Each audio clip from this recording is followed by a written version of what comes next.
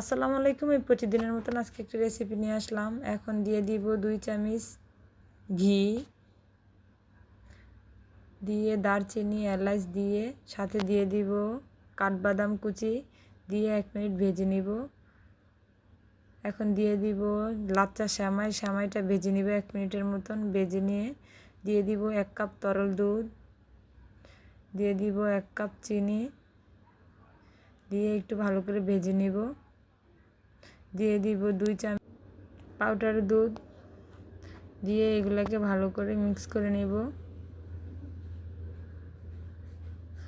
দুধটা আস্তে আস্তে সিদ্ধ হয়ে আসবে। সেমাইটা দিয়ে দিয়েছি 2 চামচ ঘি। এখন দিয়ে এগুলোকে নেড়ে উঠিয়ে নিব অর্ধেকটা। এখন ফুডস কালার দিয়ে দিব, দিয়ে এখন উঠিয়ে নিব সেমাইটা। উঠিয়ে নিয়ে এখন গোল গোল করে সেমাইটা দিয়ে এখন মিষ্টি বানিয়ে এখন গুঁড়ো দুধের উপরে দিয়ে দিব।